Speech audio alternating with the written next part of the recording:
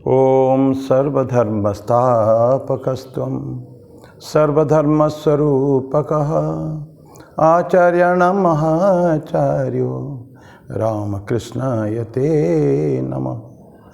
यथाग्नेर्दाहिका शक्ति रामकृष्णस्थिता हेया सर्वविद्यास्वरूपां तां शारदां प्रणमाम्यहम्।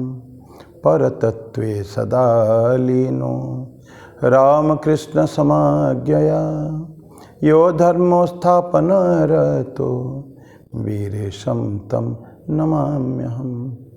वीरेशं तं नमाम्यहम्।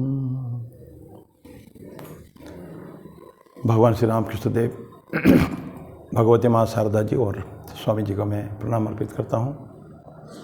मेरे गुरुदेव पूजनीय स्वामी भूतेशानंद जी महाराज को मेरा प्रणाम और आप सभी को मेरा प्रणाम।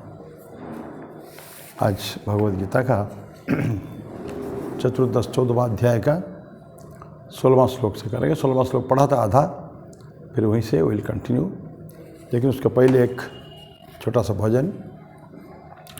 सर्वेश्वरी जगदीश्वरी मातृरूप महेश्वरी।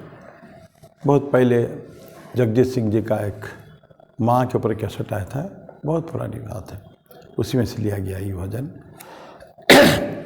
सर्वेश्वरी जगदीश्वरी, सर्वेश्वरी जगदीश्वरी, हे मातृरूप महेश्वरी, ममतामयी करुणामयी, ममतामयी करुणामयी, हे मातृरूप महेश्वरी। सर्वेश्वरी जगदीश्वरी, हे मातृरूप महेश्वरी। जगजीवनी संजीवनी समस्त जीवनेश्वरी, जगजीवनी संजीवनी समस्त जीवनेश्वरी, हे मातृरूप महेश्वरी। सर्वेश्वरी जगदीश्वरी, हे मातृरूप महेश्वरी।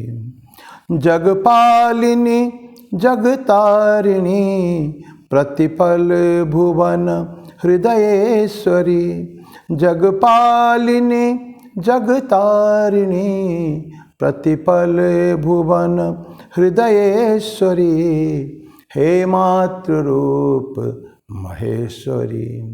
सर्वेश्वरी जगदीश्वरी, हे मातृरूप महेश्वरी।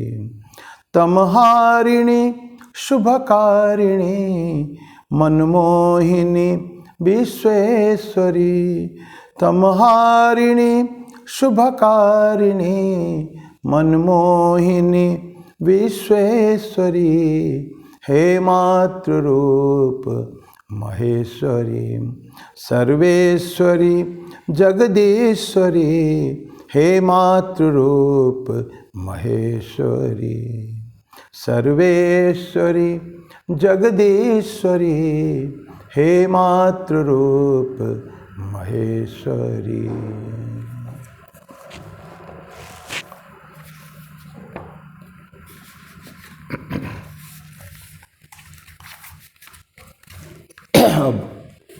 भगवद गीता चतुर्दश अध्याय श्लोक 16 में तीनों गुणों के क्या फल होते हैं, तो ये हम दे रहे हैं। कर्मणः सुकृतस्याहु सात्विकम निर्मलम फलम, रजसस्तु फलम दुखम अज्ञानम तमसः फलम।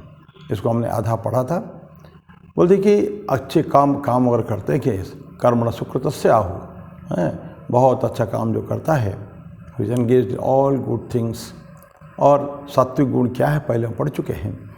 सात्विक अगर कर्म करेगा तो क्या फल मिलता है? निर्मलम फलम, एवरीथिंग इज प्योर, सब अच्छी चीज़ मिलते हैं उनको फल। रजसस्तु फलम दुखम, और रजग गुण में जो लगा हुआ है कॉन्स्टेंटली, जो उनका प्रीपंडरेंस ऑफ रजगुण, तो उसको दुख मिलता है। और तमस फलम, और अज्ञान का है, तमस का फल क्या है? अज्ञान। ये फल के बारे में हम लोगों ने पढ़ा था। तो सत्वगुण ऑलरेडी हम पढ़ चुके हैं, लेकिन रजोगुण जो है सत्वगुण की क्लियरली है कि अच्छे गुण हमेशा आना ही है उसमें। लेकिन तमस में जो पड़ा हुआ है वो इनर्सिया और विकेट डीड्स, गलत काम करता है। तमस में अज्ञानता है, वो क्या कहते हैं दुष्ट प्रवृत्ति का काम है, या तो इनर्सिया हो तो बिल्कुल इनएक्टिविटी, बिल्कुल चुपचाप पड़ा रहने का है, काम कुछ करना नहीं है, ऐसे ये सब हम लोग पढ़े हुए हैं। तो लेकिन उसको इसके कारण क्या होता है, उसका अपवर्ड प्रोग्रेस, ऊपर जो उठने का वो नहीं हो पाता है, because that person never likes to work. कभी भी कोई काम करना ही नहीं चाहेगा, जो कर्म नहीं करेगा, कर्म में प्रवृत्त नहीं होगा, तो आगे उनको ऊपर प्रोग्रेस नील है, ख़त्म है। रजोगुण का एक इंस्ट्रूमेंट है, बहुत अच्छी चीज़ है वो। रजोगुण में काम हमेशा है, कर्म में बंधा हुआ है, लेकिन ये मनुष्य को स्टैग्नेशन से बचा लेता है। स्टैग्नेशन मतलब क्या कहते हैं, एक जगह में चुपचाप रहना, बंद हो जाना, उसका प्रोग्रेस बंद हो जाना, उसको स्टैग्नेशन कहते हैं। रुक जाना, प्रोग्रेस रुक जाना के ऐसा नहीं है। तो और उसको प्रॉस्पेरिटी भी उसको नहीं मिलता है। और अगर लेकिन अगर काम अगर बराबर करता है तो उसको क्या आता है, मिजरी, दुख आता है, है ना। दुखम रजसस्तु फलम दुखम, तो दुख आता है, मिजरी। और मिजरी जो आता है ये हम दुर्भाग्य ना सोचे उसको। बहुत बड़े बड़े संतों का जीवन अगर देखें, हम देखेंगे वो जीवन में बहुत दुख पाए हैं, लेकिन कभी भी ईश्वर की रास्ता से विमुख नहीं हुए, कभी भी वो हमेशा।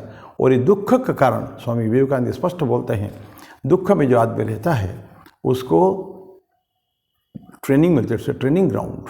दुख जो है कि उसको आगे बढ़ाने के लिए बहुत काम करता है, उससे इंसान लेसन्स अच्छे अच्छे चीज़ें सीखता है उसमें से। इट्स लगातार अगर गलती मैंने वो दुख में रहे तो उसको क्या सीखता रहता है। सुख में रह के हमेशा एंजॉय करते हुए, तो कहते हैं ना, पुष्प फूलों के सेज पर सोएगा, रास्ते में के कांटा नहीं है, कष्ट जीवन में कुछ नहीं है, तो कभी भी प्रोग्रेस नहीं कर पाएगा। दुख इसको क्या करता है, ये उनको कुछ कुछ लेसन सिखाता है। और बोलते हैं कि nothing is equal to misery so far, ये ट्रेनिंग इज नेसेसरी। सो एक बहुत सुंदर ट्रेनिंग मिलता है और उसको ऊपर जाने के लिए रास्ता भी मिलता है। तो ये क्या हुआ, दुख पाता है रजोगुण में, लेकिन है अच्छी चीज़ है, उसको आगे बढ़ने के लिए उसको मिलता है। तो इसलिए कंसिप हमेशा अच्छी चीज़ उसको धीरे धीरे धीरे धीरे प्राप्त होता है और जीवन में बढ़ता है। और जहाँ तक सत्वगुण का सवाल है, सत्वगुण में हमेशा अच्छी चीज़ हमेशा है, उससे कभी भी कोई गलत काम जीवन में कभी नहीं हो सकता। कोई भी गुण में जब हम लोग एस्टेब्लिश्ड होते हैं, कभी भी देखेंगे उसमें जब तक प्रयास नहीं करेंगे तो वो नीचे नहीं जाएगा कभी भी। और सत्वगुण तो सबसे अच्छा गुण है, वो सारे गुड क्वालिटीज़ उसके अंदर है, तो कभी भी उससे कोई बुरे काम होने का कोई स्कोप है ही नहीं कभी भी। और रजोगुण से ऊपर जाता है, सिर्फ तमोगुण जो है वो बंधा हुआ है। सत्वगुण से बुरा काम नहीं होता, तमोगुण से कभी भी अच्छा काम करेगा ही नहीं वो, लेकिन रजोगुण जो है ये एक इंस्ट्रूमेंट है बहुत बड़ा जीवन में, ये हमको आगे लेके जा सकता है।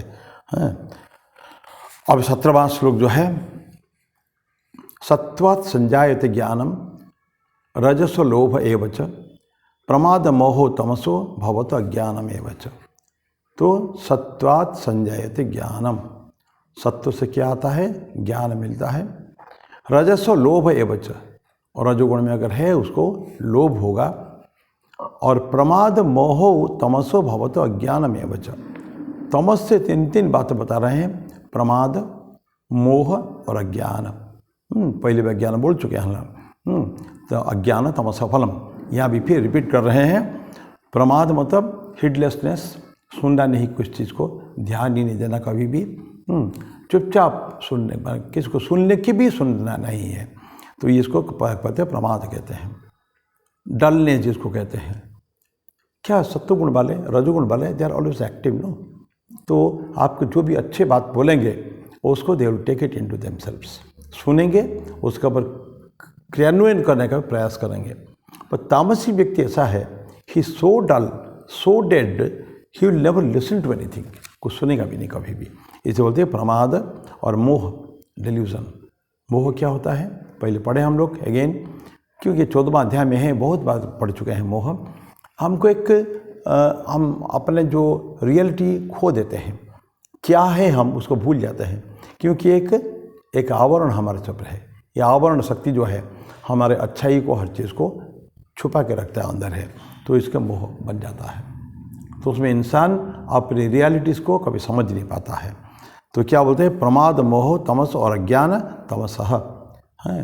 तो तमस से ये सृष्टि होती है, ये उसका फल मिलता है। पहले फल की बात भी कहे हैं।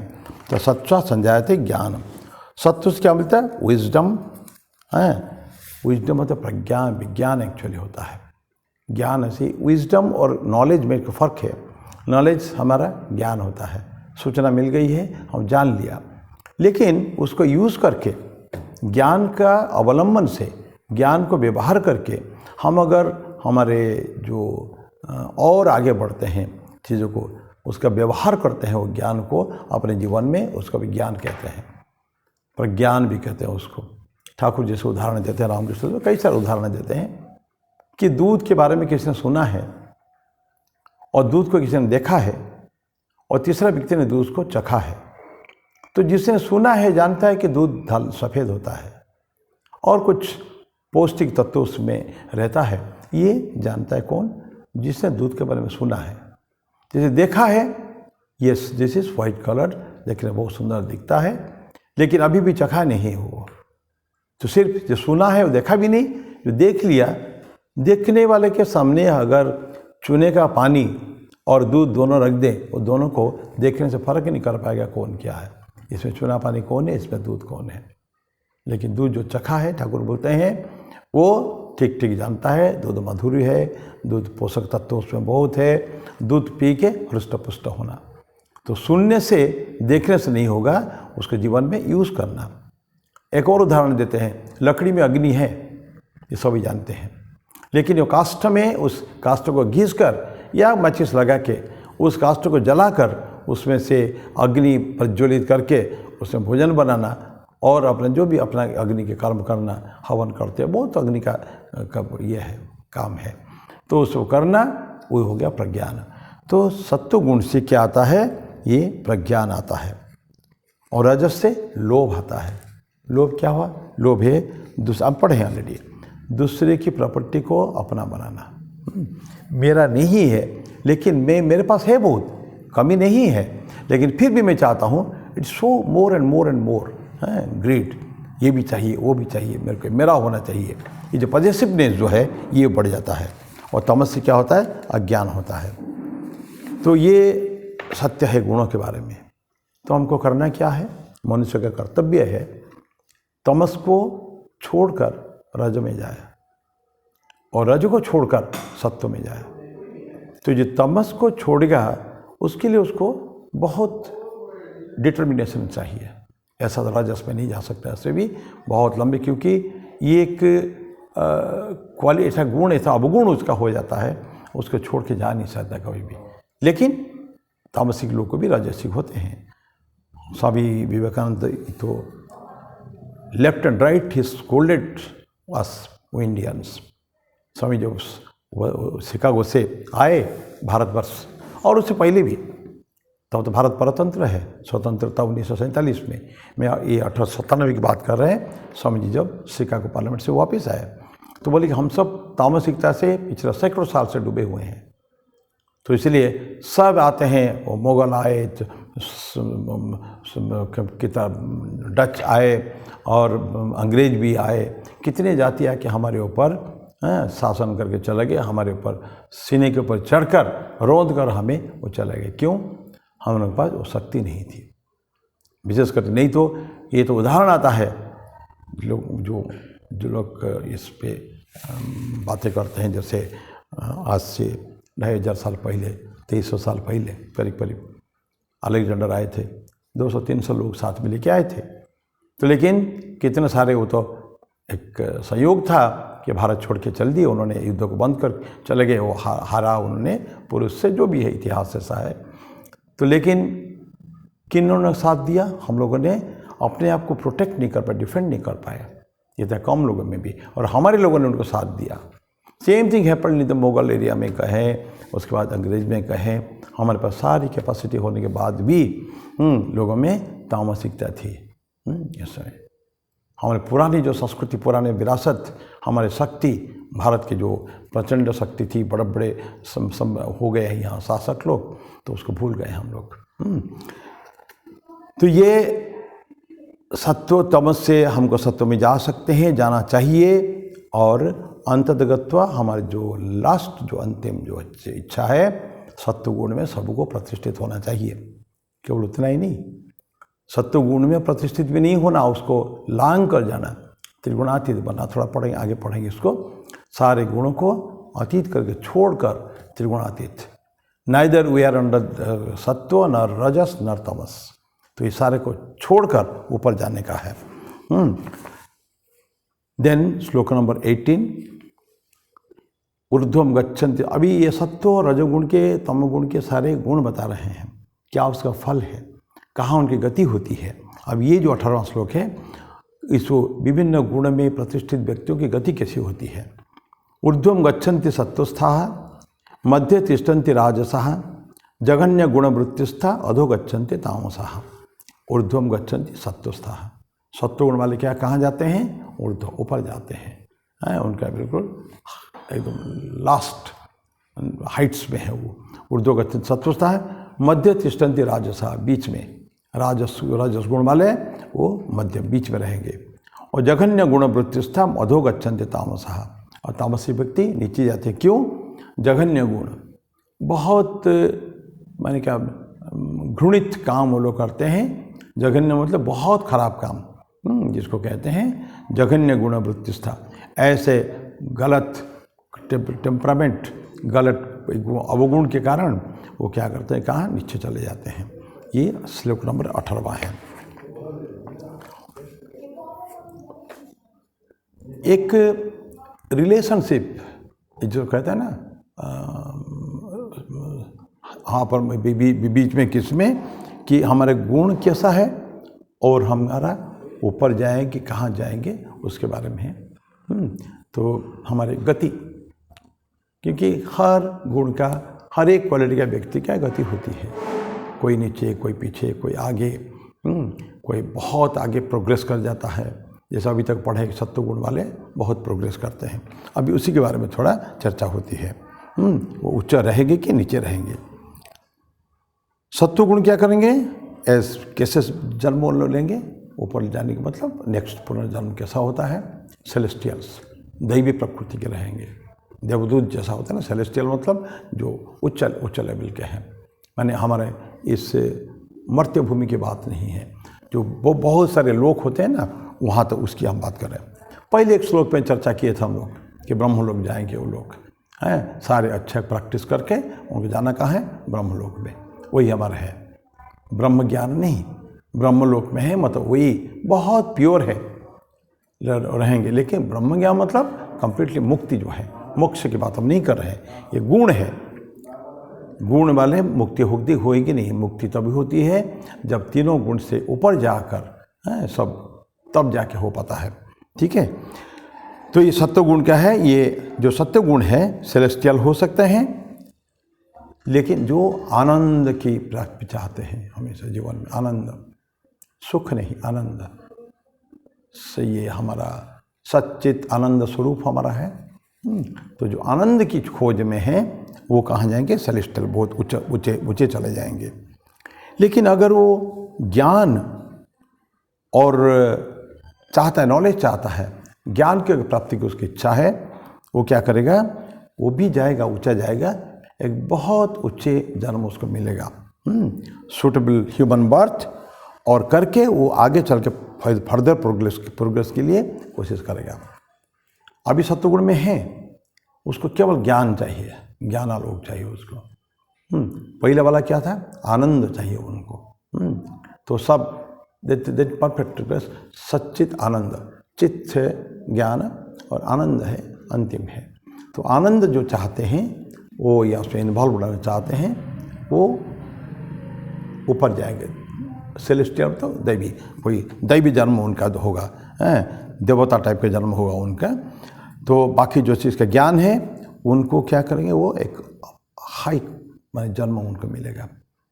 हम लोग पहले पढ़े हैं 6 अध्याय में, 6 चैप्टर में, 6 अध्याय में बोले भगवान कृष्ण कि जो जिनका थोड़ा पूरा समाप्त नहीं हुआ है, योग भ्रष्ट हो चुके हैं, लेकिन अगर बहुत ज्ञान अवस्था में थे साधना के, तो उनको जहाँ छोड़े थे उससे अनुरूप एक उनको शरीर फिर मिलेगा। तो किसी ज्ञानी के वहाँ पैदा हो सकते हैं, किसी योगी के वहाँ पैदा हो सकते हैं, या बहुत अगर एंजॉयमेंट वगैरह करते थे देन मूविंग, लेकिन बहुत माने क्या सब भोग विलासिता में, तो उनको एक धनी व्यक्ति के पास भी मिलेगा। तो accordingly they will get birth, और वहीं से उनका प्रोग्रेस फिर शुरू रहेगा, वो खंडित नहीं होगा, वो नष्ट नहीं होते हैं। ठीक उसी तरह का जो ज्ञान चाहता है उसको इसी तरह का मिलता है। और जो रजस में है तो रजस में एक्टिव रहेगा, हमेशा ऐसा जन्म मिलेगा जहाँ हमेशा एक्टिव। और लेकिन उसको डिस्क्रिमिनेशन चाहिए, अभी तो उसका विवेक नहीं हुआ है, तो विवेक आ जाएगा फिर वो भी धीरे धीरे बढ़ के सत्वगुण में चला जाएगा। तो ये जन्म अच्छा लेगा, एक्टिव रहेगा, हमेशा एक्शन ओरिएंटेड कर्ममय जीवन रहेगा, लेकिन विवेक और तलाश उसको रहेगा विवेक के। जहाँ उसको विवेक मिला फिर ऑटोमेटिकली वो फिर उच्च जन्म तक चला जाएगा, सत्वगुण तक चला जाएगा वो। तो वही जो विवेक के लिए उसको ये करना पड़ेगा। ये हो गया आपका रजोगुण में।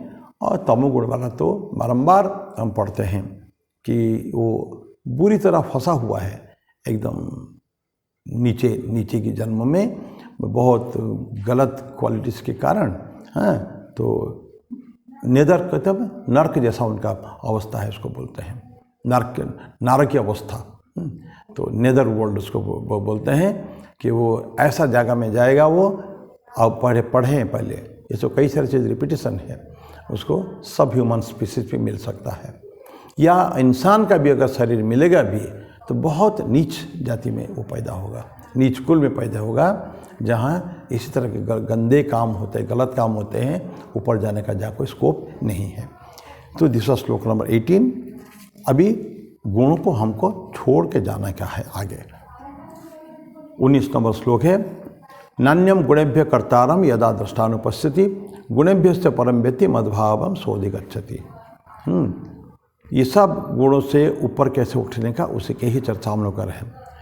न अन्यम गुणेभ्य कर्तारम यदा दृष्टा मतलब सीयर, जो देखने वाला जो है वो क्या देखता है, अन्य गुण से उठ के कोई काम नहीं हो सकता है।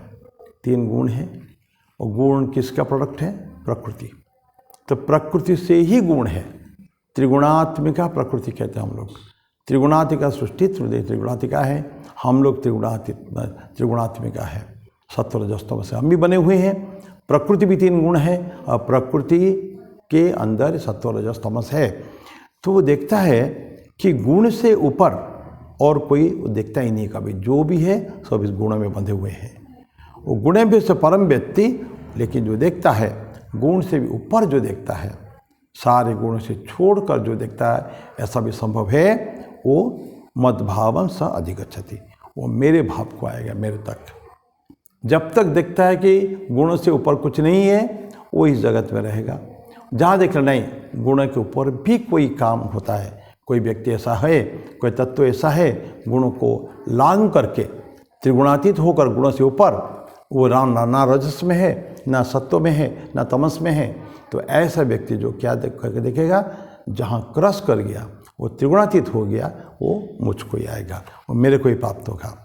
ये भगवान कृष्ण कई बार गीता में बोलेंगे, जो ऐसा जो देखेगा, यह पश्यति स पश्यति, जो ऐसा देखेगा, यहाँ बोलते हैं कि वो देखा कि नहीं, गुणों से ऊपर भी कोई तत्व है, गुणों में रहने की कोई आवश्यकता नहीं है, हम 3 गुण को छोड़कर जा सकते हैं। बहुत ऊंची अवस्था है वो।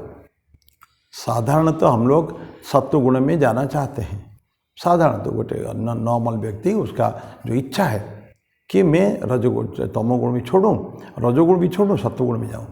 लेकिन ठाकुर वचनामृत में बोले हैं कि तुमको 3 गुण में रहना नहीं है। ये प्रत्येक गुण एक डाकू है, रजोगुण, तमोगुण, सत्वगुण, तीनों सत्वगुण भी एक डाकू है। वो आपको बंधन में रखा है, क्योंकि बहुत अच्छा कर्म करेंगे सत्वगुण में रह के, और अगर वही हमको सेटिस्फाइड वही है, दैट मीन्स वो गुण के बंधन में हम रह गए। हमको अच्छा कर्म कर रहे हैं, उसका अच्छा फल मिलेगा, और अच्छा फल को भोगने के लिए हमको फिर इस दुनिया में आना पड़ेगा। तो ठाकुर बोलते नहीं, ये तुम 3 गुण को अतीत करके जो चले जाओगे तो फिर तुम्हारी मुक्ति के रास्ता क्लियर, फिर तुम यहाँ फिर वापस आना नहीं पड़ेगा। तो ये बोलते हैं कि 19वें नान्यम गुणेभ्य कर्तारम यदा दृष्टानुपस्थिति गुणेभ्यश्च परम व्यक्ति मद्भावम सोधिगच्छति। तो कर्ता जो है एक कर्म प्रकृति एक एजेंट है कर्म का, और गुण है प्रकृति के अलावा कुछ नहीं है। तो इसीलिए गुण और प्रकृति को हमें भी सिनोनिमस पर्यायवाची के हिसाब से यूज़ करते हैं। और गुण ही सारे एजेंट हैं, किसके? सारे कर्मों के गुण ही एजेंट है, उन्हीं के थ्रू सारा कर्म होता है। और गुण में है तो कर्म होता है हमारा। तो जो व्यक्ति देखता है गुण ही एजेंट है और वही सब कर्म कराता है, तो गुण से ऊपर कुछ है ही नहीं। तो ऐसा व्यक्ति रहते हैं जो, क्योंकि सिर्फ यही सोचते हैं कि एजेंसी के अलावा काम नहीं होता, तो वो व्यक्ति नीचे ही रहेंगे, वो कभी ऊपर जा नहीं सकते हैं। तो सेंस ऑब्जेक्ट सब कुछ है, ये नथिंग, लेकिन ये गुणों का मॉडिफिकेशन है केवल, उसका अलग अलग रूपांतरण केवल है गुण का, बाकी गुण से ऊपर कुछ नहीं है ये व्यक्ति। लेकिन इसको छोड़ के भी जा सकते हैं टू आउटग्रो। तो ये जो इन्फीरियर गुणों को छोड़ के धीरे धीरे ऊपर जाना, दैट मीन्स ये कैपेसिटी हमारे में है कि जो तमस को ऊपर छोड़ के वो रजस में गए, रजस को तो सत्व के गए, तो सत्व को छोड़ के ऊपर भी जा सकते हैं। अगर ऐसा हो सकता है तो ये मंडेन लाइफ जो हमारा जागतिक जीवन जो है उससे हम ऊपर जा सकते हैं। सिर्फ जागतिक जगत में हम बंधन में रह नहीं सकते हैं, बंधन को तोड़ के प्योर सत्व में भी जा सकते हैं, और वही है क्लाइमैक्स। वो सारे जो हमारा उत्थान जो होता है उसका अंत जो है, हम मानेंगे कि सारे गुण को छोड़ के जाने का है, ट्रांसेंडेड।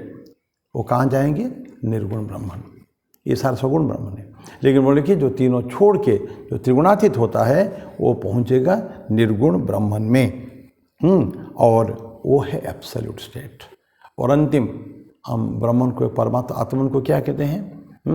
ये नित्य शुद्ध बुद्ध मुक्त चैतन्य स्वरूप है वो। अजन्मा है, अमर है।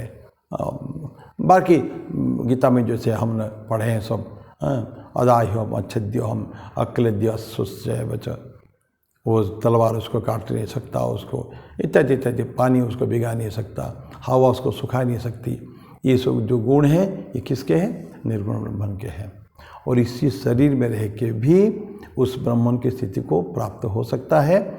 जो साधक होते हैं, जो त्रिगुणातीत होते हैं, होने के बाद उस पर ब्रह्मन की निर्गुण ब्रह्मन की अवस्था में पहुंचते हैं, तो उसको क्या कहते हैं? उनको जीवन मुक्ति कहते हैं।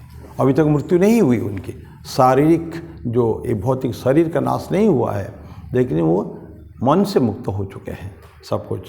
दे हैव रीच्ड दैट स्टेट, और फिर they are just waiting that body to be dropped. जहाँ इस शरीर का नाश हो जाता है, इस भौतिक शरीर का, तब फिर उनका पुनर्जन्म नहीं होता है। तो ये स्थिति एक्चुअली द हाइट्स जो है, द हाईएस्ट स्टेट टू विच हम लोग जा सकते हैं, वही निर्गुण ब्रह्मन। वहाँ कोई एजेंसी नहीं है, और हमारा गोल, हमारा अंतिम लक्ष्य वही निर्गुण ब्रह्मन है। तो एजेंसी को तो कहीं भी हम कहीं भी आग पीछे छोड़ के आ चुके हैं। तो इस तरह अवस्था में जाके पहुंचना पड़ेगा। ठाकुर रामकृष्ण देव क्या कहते हैं? तो इंडिकेशन क्या है? ईश्वर जो अपने आप को प्रकाश के द्वारा रिवीलिंग, मनुष्य की ईश्वर जो दर्शन, उसको हम उसको कैसे कहेंगे? उसको कि धीरे धीरे मैं समझ ले कि ठाकुर उदाहरण देते हैं, ये अरुणोदय होता है ना, सूर्योदय होने वाला है, अभी सूर्य नहीं आए हैं, कि लालिमा छाई हुई पूर्व आकाश में, उसको कहते हैं अरुणोदय। जब अरुणोदय हो गया, लालिमा छा गई, समझ लीजिए सूर्योदय में ज़्यादा समय नहीं है।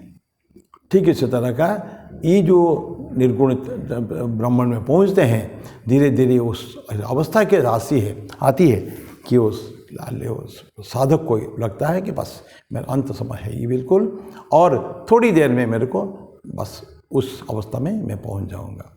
तो ये जो अवस्था आती है, ठाकुर बोलते हैं कि तब जान लेना कि उनको ज्ञान में जो अनंत अंतिम ज्ञान जो है उसमें, या बोधि प्राप्त होना, ज्ञान प्राप्त होना, ईश्वर दर्शन, ईश्वर साक्षात्कार, किसी भी नाम से हम लोग पुकारें ना, तो वो अवस्था आने वाला है। तो ये दिखा देता है बिल्कुल, ठाकुर बताया है डिवाइन क्वालिटीज़ धीरे धीरे आते हैं। तो ये अवस्था सबको चाहिए। तो ये बोलते हैं सो मद्भावम अधिगच्छति, जो इस तरह का सोचता है एजेंसी कुछ नहीं है और ये तीनों गुणों को क्रॉस करके जाया जा सकता है, तो वो मुझको आता है। ठीक है, तो और गुणों का कोई रोल वहाँ रह नहीं गया कभी भी। एक और पढ़ेंगे श्लोक नंबर 20। गुणान एतान अतित्य त्रीन देहि देह समुद्भवान जन्म मृत्यु जरा दुख ही विमुक्त अमृतम अश्नुते। अंतिम बताता है, ये अंतिम तो नहीं कि ये जो सेक्शन हम पढ़ रहे हैं इसमें गुणान एतान अतित्य त्रीन गुणान अतित्य, ऐसे तीनों गुण को अतीत करके छोड़कर देही देह समुद्भवान, और कौन देही जाएगा, देही मतलब जो एम्बॉडिड स्पिरिट, एम्बॉडिड जीवात्मन जो है वो जाएगा कहाँ। ये जो गुण कहाँ से आते हैं, देह समुद्भवान, ये शरीर से तो आए हैं ये गुण, शरीर का ही एक अंग माने पार्ट है ये गुण जो है।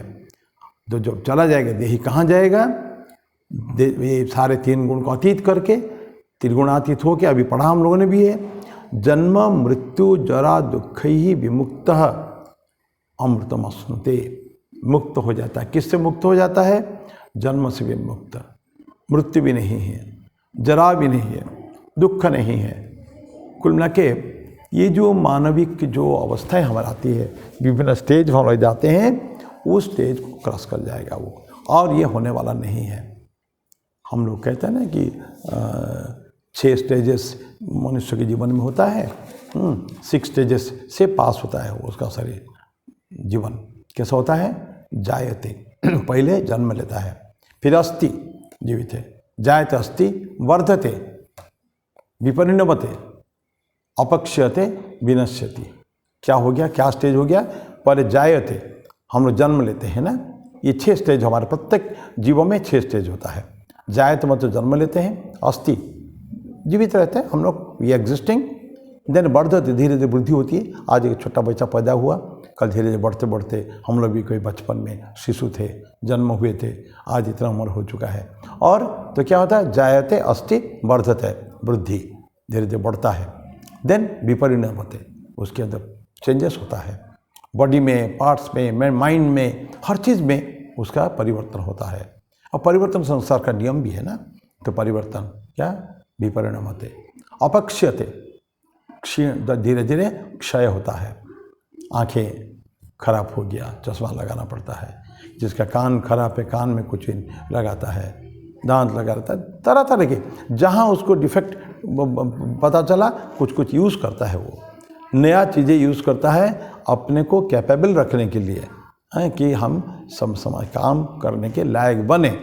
लेकिन क्षय है, अपक्ष्यते और लास्टली विनश्यति, शेष मृत्यु हो जाती है। तो ये लेकिन बोलते हैं ये 6 स्टेज से ये अलग हो जाता है। जन्म नहीं होता, मृत्यु नहीं होता, जरा मतलब ये जो अपक्ष्यते, हमारे शरीर का धीरे धीरे ख़त्म होता जाता है ना, कैपेसिटी ख़त्म हो जाती है, और दुख भी रहता है। इसके सारे जन्म मृत्यु जरा और दुख भी जीवन में बहुत है, पहले हम लोग पढ़ा है। दुख तो होगा ही होगा जीवन में। सुख, कोई व्यक्ति 100% सुखी भी नहीं है, कोई व्यक्ति 100% दुखी भी नहीं है। तो दुख सुख का दुनिया संग है, तो उसमें दुख मिलेगा, दुख ही विमुक्तो, तो व्यक्ति मुक्त हो जाता है। और क्या मिलता है उसको, अमृतमश्नुते, उसको अमृत मिलता है, अमृतत्व की प्राप्ति होती है।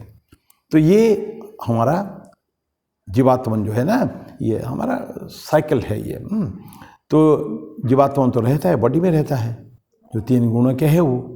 तो 3 गुण, ये आइडियल क्या है, आइडियल नहीं कि 3 गुणों में हम रहें, आइडेंटिफाई न कर, हम अपने को उससे शरीर से एक ना समझे। आत्मन हम है, मैं अहम ब्रह्मास्मि, तो मेरे ये शरीर नहीं हूँ, मन नहीं हूँ। मन बुद्धि अहंकार चित्तानि नाहम्, न च श्रोत्र जीव है न च घ्राण नेत्र। ये आदि शंकर ने जो दिया है ना, श्लोक दिया है, बहुत सुंदर। तो 6 स्टंजा का श्लोक है। तो ये बहुत निर्वाण षटकम, 6 श्लोक है निर्वाण का। तो ये मामला हमारे मन में सब है, ये हम अलग इससे नहीं है। हम उससे हमको साथ में रख नहीं सकते हैं, हम उनसे अलग है। दुख है, पेन में दुख, जीवन में कष्ट, जन्म है दुख में, जैसे बताया सब कुछ है। लेकिन हमारा आइडियल क्या है, आदर्श क्या है, जीवन में क्या पाना चाहिए, इप्सित वस्तु क्या है, वो है त्रिगुणातीत्व का जीवन मुक्त अवस्था है।